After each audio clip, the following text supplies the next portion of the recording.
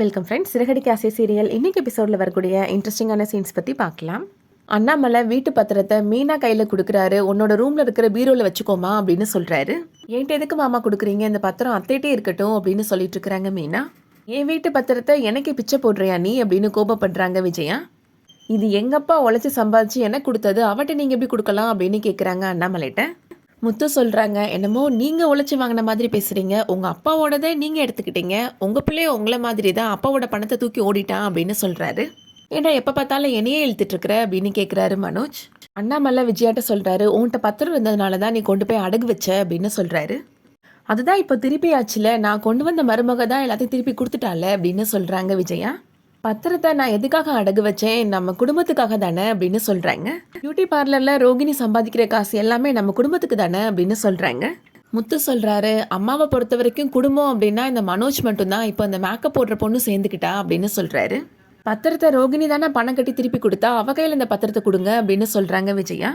வேணாப்பா, இவன் இருக்கிற இடத்துல பத்திரம் வைக்கிறது ஒன்று தான், பூனை இருக்கிற இடத்துல மீன் வைக்கிறது ஒன்று தான் அப்படின்னு சொல்கிறாங்க முத்து. எப்பயாவது இந்த பத்திரத்தை தூக்கிட்டு ஓடிடுவான் இவன் அப்படின்னு சொல்கிறாரு.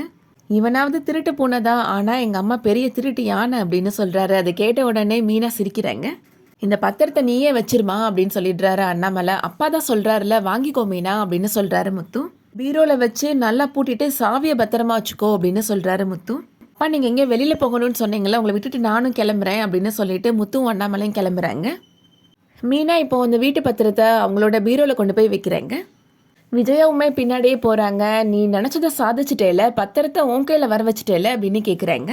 அத்தை மாமா தான் என் கையில் கொடுத்தாங்க அப்படின்னு மீனா சொல்கிறாங்க. அடிக்காதடி அப்படின்னு கோபப்படுறாங்க விஜயா. பொறா கூண்டு மாதிரி ஒரு வீட்டில் குடியிருந்தவ தானே நீ அப்படின்னு சொல்கிறாங்க.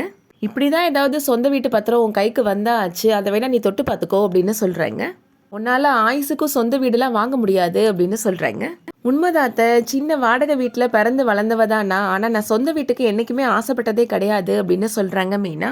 இந்த உலகத்தில் இருக்கிற எல்லாருமே மண்ணுக்குள்ளே தான் போக போகிறோம், அந்த 6 அடி நிலம் மட்டும்தான் சொந்தம் அப்படின்னு சொல்கிறாங்க மீனா. என்னடி தத்துவம் பேசுறியா அப்படின்னு விஜயா கேட்குறாங்க. நான் யதார்த்தத்தை சொன்னேன் அத்தை அப்படின்னு சொல்கிறாங்க. பத்திரத்தை வாங்கினது மட்டும் இல்லாமல் என்னை பார்த்து நக்கலாக சிரிக்கிற நீ அப்படின்னு கேட்குறாங்க விஜயா.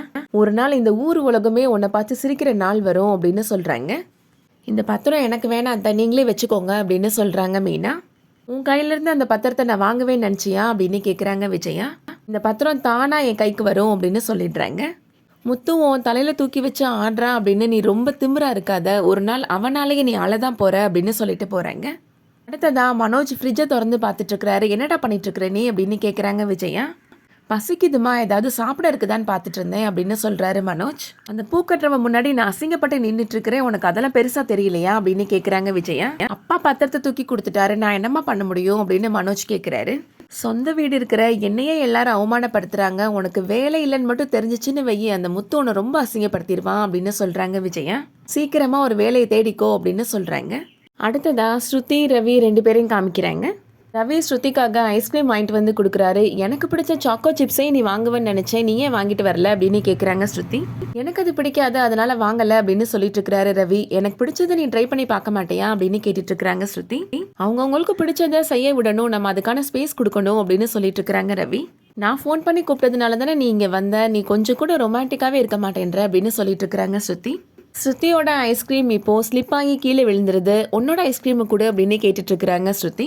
இதான் உனக்கு பிடிக்காதுன்னு சொல்லிட்டு இருந்தல நீ அப்படின்னு சொல்லிட்டு இருக்கிறாரு. அதை கூட எனக்கு பசிக்குது அப்படின்னு கேட்டுட்டு இருக்கிறாங்க. இவங்க 2 பேரும் பேசிட்டு இருக்கிறத ஸ்ருதியோட அம்மாவும் அப்பாவும் பார்க்குறாங்க. இவட்ட எவ்வளோ சொன்னாலும் கேட்க மாட்டேன்றா, அந்த ரவுடி கூட நின்று பேசிட்டு இருக்கிறா அப்படின்னு கோபப்படுறாங்க. அவளை போய் அடிச்சு இழுத்துட்டு வீட்டில் போய் பூட்டி வைக்கணும் அப்படின்னு சொல்றாங்க ஸ்ருதியோட அம்மா. ஸ்ருதியை பற்றி உனக்கு தெரியாதா அப்படின்னு ஸ்ருதியோட அப்பா கேட்குறாரு. அவளை யாரும் கண்ட்ரோல் பண்ணக்கூடாதுன்னு அவன் நினைப்பா, நம்ம எந்த விஷயம் பண்ணக்கூடாதுன்னு சொல்கிறோமோ அதை தான் அவள் செய்வா அப்படின்னு சொல்கிறாரு. இப்படி நடக்கிறதெல்லாம் நம்ம பார்த்துட்டு இருக்கணுமா அப்படின்னு கேட்குறாங்க ஸ்ருதியோட அம்மா. என்ன பண்ணணும்னு எனக்கு தெரியும் அப்படின்னு ஸ்ருதியோட அப்பா சொல்கிறாரு. விஜுவோட அப்பாவை பார்த்து பேசணும் அப்படின்னு சொல்கிறாரு. அந்த குடும்பம் ஒன்று தான் ஸ்ருதியை அடக்க முடியும் அப்படின்னு சொல்கிறாரு. அடுத்ததா பார்வதி வீட்டுக்கு விஜயா போகிறாங்க. ரொம்ப கோவமா அங்கே இங்கே நடந்துட்டு இருக்கிறாங்க.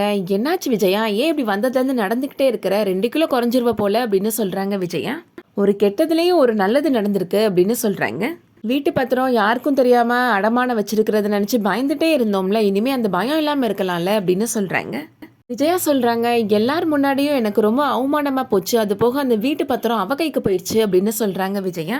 பார்வதி சொல்றாங்க, கெட்டதுலயும் ஒரு நல்லது தான் நடந்திருக்கு. ரோகிணி அவளோட அப்பாட்ட பேச ஆரம்பிச்சிட்டால அப்படின்னு சொல்றாங்க. பணம் வேற குடுத்துருக்காரு, சீக்கிரமாவே பொண்ணை பாக்குறதுக்காக வருவாரு அப்படின்னு சொல்றாங்க பார்வதி. அப்படி மட்டும் நடந்தாலே போதும் அப்படின்னு சொல்லிட்டு இருக்காங்க விஜயா. எங்க குடும்பத்துல நடக்கிற எல்லா பிரச்சனைக்கு காரணம் அந்த மீனா தான், அவ தான் என்னோட எதிரி அப்படின்னு சொல்றாங்க விஜயா. அந்த பொண்ணு உன்னோட குடும்பத்துக்கு வாழ வந்த பொண்ணு அப்படின்னு சொல்றாங்க பார்வதி. மீனா மட்டும் உன்னை ஃபைனான்சியல் ஆஃபீஸில் வச்சு பார்க்கலன்னா அந்த ஆள் உனக்கு சாப்பாடு தண்ணி இல்லாமல் பூட்டி போட்டு வச்சிருப்பாரு அப்படின்னு சொல்றாங்க பார்வதி. உன் மேல இருக்கிற அக்கறைனால தானே அவ அந்த மாதிரி பண்ணனா அப்படின்னு சொல்றாங்க. அவ தம்பி மேல நான் திருட்டு பழி சுமத்தினேன்ல, அதனாலதான் சபை முன்னாடி வச்சு என்னை அவமானப்படுத்திட்டா அந்த மீனா அப்படின்னு சொல்றாங்க விஜயா.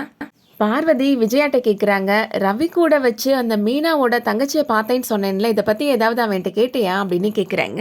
அப்படி கேட்டா அவளை கல்யாணம் பண்ணிட்டு வந்துடுவா நீ தானே சொன்ன அப்படின்னு சொல்றாங்க விஜயா. மீனாவது பரவாயில்ல, ஆனா அவ ரொம்ப திமிர் பிடிச்சவ, ரொம்ப வாய் கொழுப்பு ஜாஸ்தி அவளுக்கு அப்படின்னு சொல்றாங்க விஜயா. அவ உன் வீட்டுக்கு வந்துட்டானா நீ அவங்க 2 பேர் கூட சேர்ந்து உட்காந்து பூ கட்ட வேண்டியதுதான் அப்படின்னு சொல்றாங்க பார்வதி. விஜயா பார்வதிட்ட சொல்றாங்க, ரவிக்கு நான் ஒரு பொண்ணை பார்த்து கல்யாணம் பண்ணி வச்சிடலான்னு இருக்கிறேன் அப்படின்னு சொல்றாங்க. என் ஃப்ரெண்டு விஜயான்னு ஒருத்தி இருக்கிறா, அவ எனக்கு தூரத்து சொந்தம் தான் அப்படின்னு சொல்றாங்க. அவளோட பொண்ணு இப்பதான் படிப்பை முடிச்சிருக்கிறா, அவங்க பெரிய பணக்காரங்க அப்படின்னு சொல்றாங்க. ரவிக்கு பெரிய ரெஸ்டாரண்ட்டே வச்சு கொடுத்துருவாங்க அப்படின்னு சொல்றாங்க. அந்த பொண்ணு மட்டும் மருமகளா என் வீட்டுக்கு வந்தாதான் மீனாவோட கொட்டத்தையே அடக்க முடியும் அப்படின்னு சொல்றாங்க விஜயா. அதோட இன்னைக்கான எபிசோட் முடியுது. இந்த வீடியோ பிடிச்சிருந்துச்சுன்னா லைக் பண்ணிக்கோங்க. சீரியல் அப்டேட்ஸ்க்கு நம்ம சேனலை சப்ஸ்கிரைப் பண்ணிக்கோங்க. தேங்க்ஸ் ஃபார் வாட்சிங்.